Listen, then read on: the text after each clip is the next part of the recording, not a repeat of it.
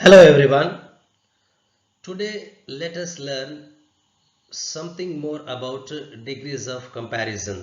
In this video,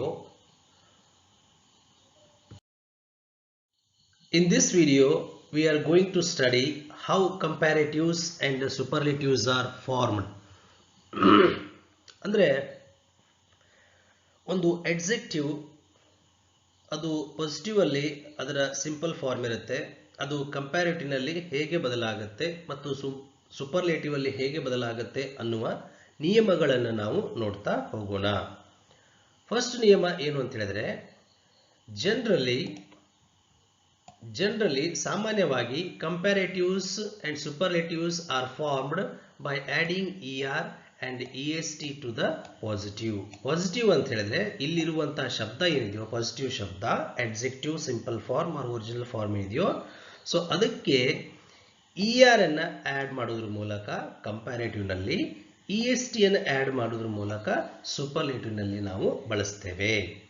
first ನಿಯಮ, ಈಗ bold, bolder, ಬೋಲ್ಡೆಸ್ಟ್, clever, ಕ್ಲೆವರರ್, ಕ್ಲೆವರೆಸ್ಟ್, great, greater, greatest, kind, kinder, kindest, sweet, sweeter, sweetest.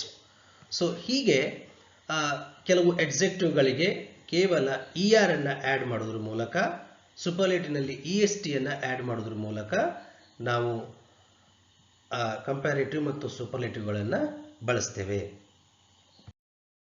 ನಿಯಮ ಏನು ಅಂತ ಹೇಳಿದ್ರೆ, when the positive ends in y, so if the word ends with y, ಕೊನೆಯ ಅಕ್ಷರ ಏನಾದರೂ y ಇದ್ರೆ, preceded by a consonant, ಅದರ ಹಿಂದೆ ಏನಾದರೂ ವ್ಯಂಜನ ಇದ್ರೆ, ಇಲ್ಲಿ ನೋಡಿ ಈಸಿ ಅನ್ನೋ ಶಬ್ದದಲ್ಲಿ ಕೊನೆಯ ಅಕ್ಷರ y ಇದೆ, ಹಿಂದಿನ ಅಕ್ಷರ s ಅನ್ನೋದು ವ್ಯಂಜನ ಆಗಿದ್ರೆ, ಆವಾಗ the y is changed into I before adding er and est.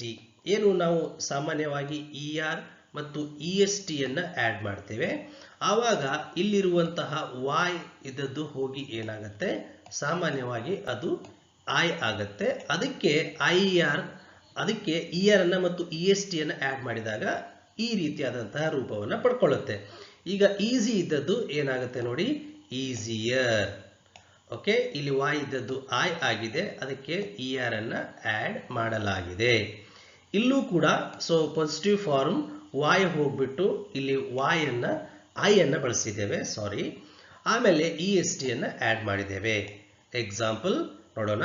Easy, easier, easiest, happy, happier, happiest, heavy, heavier, heaviest, merry, merrier, merriest, wealthy, wealthier, ವೆಲ್ದಿಯೆಸ್ಟ್.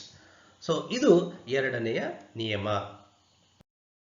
ನೋಡೋದಾದ್ರೆ, when the positive ends in e, e ಅಲ್ಲಿ end ಆಗಿರುತ್ತೆ, ಆ ಟೈಮಲ್ಲಿ only R and S T R added.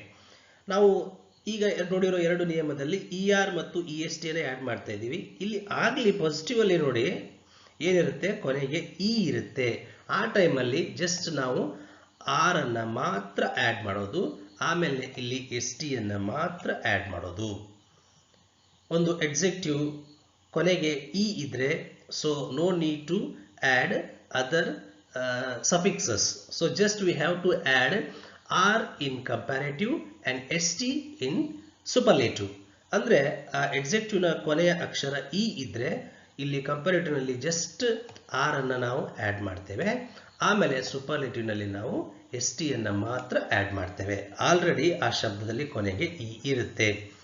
Abel, abler, ablest, brave, braver, bravest, fine, finer, finest, wise, wiser, wisest, white, whiter, whitest, large, larger, largest, noble, nobler, noblest.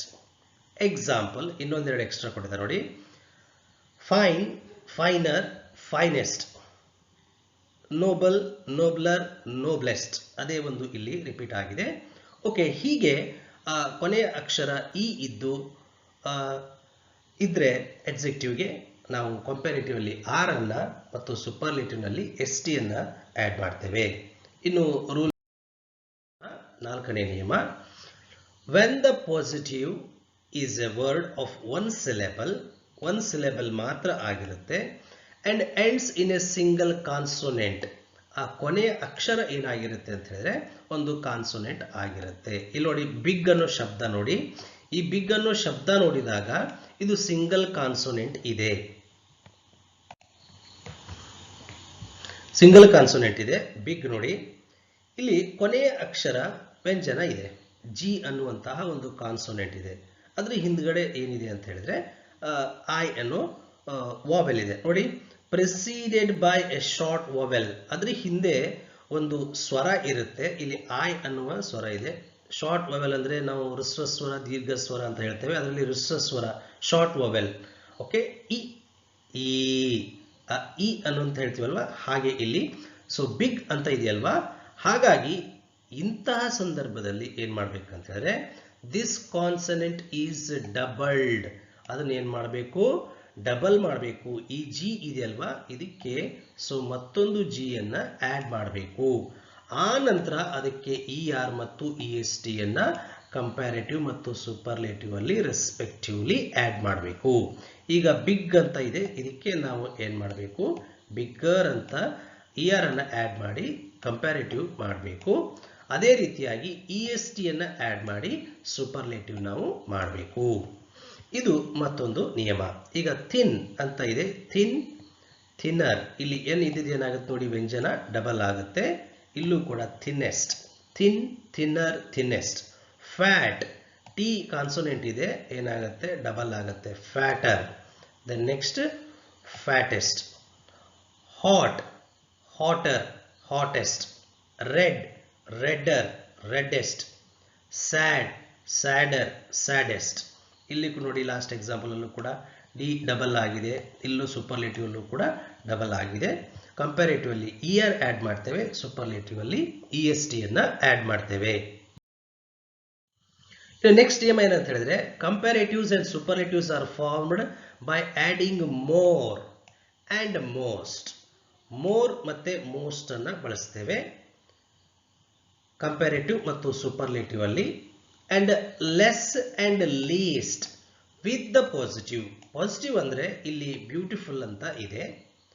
Okay, ಆವಾಗ ನಾವು ಹೆಚ್ಚಿದ್ದಾರೆ. ಈಗ ನೋಡಿ, Rama is more courageous than Ravana ಅಂತ ಹೇಳುವಾಗ, ಹೆಚ್ಚಿಗಿದ್ದಾರೆ ಅಂತ ಹೇಳುವಾಗ more ಅನ್ನ ಬಳಸ್ತೇವೆ, ಸೊ ಬ್ಯೂಟಿಫುಲ್ ಅಂತ. ಇನ್ನು ಲೆಸ್ ಅಂತ ಹೇಳುವಾಗ Rama is less courageous than Ravana ಅಂತ ಹೇಳುವಾಗ ಇಲ್ಲಿ ನಾವು ಕಂಪ್ಯಾರಿಟಿವ್ ಅಲ್ಲಿ ಲೆಸ್ ಅನ್ನ ಬಳಸ್ತೇವೆ. ಅದೇ ರೀತಿಯಾಗಿ ಸೂಪರ್ಲೇಟಿವ್ ಅಲ್ಲಿ ಮೋಸ್ಟ್ ಅನ್ನ ಬಳಸ್ತೇವೆ. ಅಕಸ್ಮಾತ್ ಕಡಿಮೆ ಇರೋದನ್ನ ಹೇಳೋದಾಗಿದ್ರೆ ನಾವು ಲೀಸ್ಟ್ ಅಂತ ಬಳಸ್ತೇವೆ. ಈಗ John is the least courageous boy in the school. ಈ ಸ್ಕೂಲಲ್ಲಿ ಅತ್ಯಂತ ಕಡಿಮೆ ಧೈರ್ಯದ ಹುಡುಗ ಯಾರು ಅಂತ ಹೇಳಿದ್ರೆ ಜಾನ್ ಅಂತ ಹೇಳ್ತೇವೆ. ಈಗ Radha is the most beautiful, ಜಾಸ್ತಿ ಅಂತ ಹೇಳುವಾಗ ನಾವೇನ್ ಮಾಡ್ತೇವೆ, ಮೋಸ್ಟ್ ಅನ್ನ ಬಳಸ್ತೇವೆ. Very simple. ಇಲ್ಲಿ ಪಾಸಿಟಿವ್ ಎಡ್ಜೆಕ್ಟಿವ್ ಏನಿದೆಯೋ ಅದಕ್ಕೆ ಏನಿಲ್ಲ, ಹೆಚ್ಚು ಅಂತ ಹೇಳುವಾಗ ಮೋರ್ ಅನ್ನ ಆಡ್ ಮಾಡ್ತೇವೆ, ಕಡಿಮೆ ಅಂತ ಹೇಳುವಾಗ ಲೆಸ್ ಅನ್ನ ಆಡ್ ಮಾಡ್ತೇವೆ ಕಂಪ್ಯಾರಿಟಿವ್ ನಲ್ಲಿ. ಅದೇ ರೀತಿಯಾಗಿ ಸೂಪರ್ಲೇಟಿವ್ ನಲ್ಲಿ ನಾವು ಮೋಸ್ಟ್ ಅನ್ನ ಆಡ್ ಮಾಡ್ತೇವೆ, ಅಥವಾ ಕಡಿಮೆ ಅಂತ ಹೇಳುವಾಗ ಲೀಸ್ಟ್ ಅನ್ನ ಆಡ್ ಮಾಡ್ತೇವೆ. That's all. So let's see the remaining examples. ಉಳಿದ ಉದಾಹರಣೆಗಳನ್ನು ನೋಡೋಣ. Cautious, more cautious, less cautious. Most cautious, least cautious. Ordinary, more ordinary, less ordinary, most ordinary and least ordinary. So ಹೀಗೆ ಉಳಿದ ಪದಗಳನ್ನು ಕೂಡ ನಾವೇನ್ ಮಾಡ್ತೇವೆ, ಕಂಪ್ಯಾರಿಟಿವ್ ನಲ್ಲಿ ಮೋರ್ ಮತ್ತು ಲೆಸ್ ಅನ್ನ ಬಳಸ್ತೇವೆ, ಎರಡರಲ್ಲಿ ಒಂದು. ಓಕೆ, ಆ ನಂತರ ಆ ಕಡೆ ಮೋಸ್ಟ್ ಅನ್ನ ಬಳಸ್ತೇವೆ. ಇದಕ್ಕಿನ್ನೂ ಸಿಂಪಲ್ ಆಗಿ ನಿಮಗೆ ನೆನಪಿಟ್ಕೊಳ್ಳೇಬೇಕಾದ ವಿಷಯ ಏನು ಅಂತ ಹೇಳಿದ್ರೆ, ಸೊ ಕಂಪ್ಯಾರಿಟಿವ್ ನಲ್ಲಿ ಮೋರ್ ಅನ್ನ ಬಳಸ್ತೇವೆ, ಸೂಪರ್ಲೇಟಿವ್ ನಲ್ಲಿ ಮೋಸ್ಟ್ ಅನ್ನ ಬಳಸ್ತೇವೆ. ಅಷ್ಟು ನೀವು ನೆನಪಿಟ್ಕೊಂಡ್ಬಿಡಿ. Irregular adjectives have generally separate words. Separate words means separate forms as their comparatives and superlatives. ಈಗ ನಾವು ER, EST, more, most add ಮಾಡುವಂತಹ ಒಂದು ಎಕ್ಸಾಂಪಲ್ಸ್ ಗಳನ್ನು ನಾವೇ ನೋಡಿದ್ದೇವೆ. ಬಟ್ ಇಲ್ಲಿ ಇರ್ರೆಗ್ಯುಲರ್ ಅಂತ ಹೇಳಿದ್ರೆ ಈ ಪದಗಳು ಕಂಪ್ಯಾರಿಟಿವ್ ನಲ್ಲಿ ಡಿಫರೆಂಟ್ ವರ್ಡ್ ಅನ್ನು ಹೊಂದಿರ್ತವೆ, ಸೂಪರ್ಲೇಟಿವ್ ನಲ್ಲಿ ಡಿಫರೆಂಟ್ ವರ್ಡ್ ಅನ್ನ ಹೊಂದಿರ್ತವೆ. ಅವುಗಳಿಗೆ ನಾವು ಇರ್ರೆಗ್ಯುಲರ್ ಅಡ್ಜೆಕ್ಟಿವ್ಸ್ ಅಂತ ಹೇಳ್ತೇವೆ. ಎಕ್ಸಾಂಪಲ್ ನೋಡಿ, ಗುಡ್. ನಮ್ಮ ಪ್ರಕಾರ ಇದು ಗುಡಾರ ಗುಡೆಸ್ಟ್ ಆಗಬೇಕಾಗಿತ್ತು ಆ ಮೊದಲ ಕಲಿತ ನಿಯಮಗಳ ಪ್ರಕಾರ, ಬಟ್ ಆಗಲ್ಲ, ಇಟ್ಸ್ ರಾಂಗ್. ಏನಾಗುತ್ತೆ, ಗುಡ್ ಕಂಪ್ಯಾರಿಟಿವ್ ನಲ್ಲಿ ಏನಾಗುತ್ತೆ ಬೆಟರ್, ಆಮೇಲೆ ಸೂಪರ್ಲೇಟಿವ್ ನಲ್ಲಿ ಏನಾಗುತ್ತೆ ಬೆಸ್ಟ್ ಅಂತ ಆಗುತ್ತೆ. ಬ್ಯಾಡ್ ಇದ್ದದ್ದು ವರ್ಸ್ ಆಗತ್ತೆ, ಆಮೇಲೆ ವರ್ಸ್ಟ್ ಅಂತ ಆಗತ್ತೆ. ಇವುಗಳನ್ನ ನಾವು ನೆನಪಲ್ಲಿ ಇಟ್ಕೊಂಡಿರ್ಬೇಕು. ಕಾಂಪಿಟೇಟಿವ್ ಎಕ್ಸಾಮ್ಗಳಲ್ಲಿ ಯೂಶುವಲಿ ಇಂಥವುಗಳ ಮೇಲೆ ಪ್ರಶ್ನೆಯನ್ನ ಕೇಳ್ತಾರೆ. ಯಾಕೆಂದ್ರೆ ದೀಸ್ ಆರ್ ಎಕ್ಸೆಪ್ಷನಲ್ಸ್ ಅಥವಾ ಎಕ್ಸೆಪ್ಷನ್ಸ್ ಅಂತ ನಾವು ಹೇಳ್ತೇವೆ. ಅಂದ್ರೆ ನಿಯಮ ಬಾಹಿರವಾಗಿ ಬಳಕೆಯಾಗುವಂತಹ, ನಿಯಮ ಬಾಹಿರ ಅಂತಂದ್ರೆ ಮೇಲೆ ಹೇಳಿದ ನಿಯಮಗಳಿಗೆ ಬಾಹಿರವಾಗಿ ಬಳಕೆಯಾಗುವಂತಹ ಎಡ್ಜೆಕ್ಟಿವ್ಗಳು ಆಗಿದ್ದಾವೆ. Many, more, most, much, more, most, little, less, least, far, farther, farthest, old, older, elder, oldest, eldest, late, later, latest, late, latter, last, fore, former, foremost ಅಥವಾ ಫಸ್ಟ್ ಅಂತ ಕೂಡ ಬಳಕೆ ಆಗತ್ತೆ. ನೆಕ್ಸ್ಟ್ ನೈ, ನಯರ್, ನಯೆಸ್ಟ್ ಅಥವಾ ನೆಕ್ಸ್ಟ್ ಅಂತ ಬಳಕೆ ಆಗತ್ತೆ. ಇನ್ನು ಅದೇ ತರಹದ ಇಲ್ಲೂ ಒಂದು ಲಿಸ್ಟ್ ಇದೆ, ಅವುಗಳೇ ಆಲ್ಮೋಸ್ಟ್ ಇಲ್ಲಿ ರಿಪೀಟ್ ಆಗಿದ್ದಾವೆ.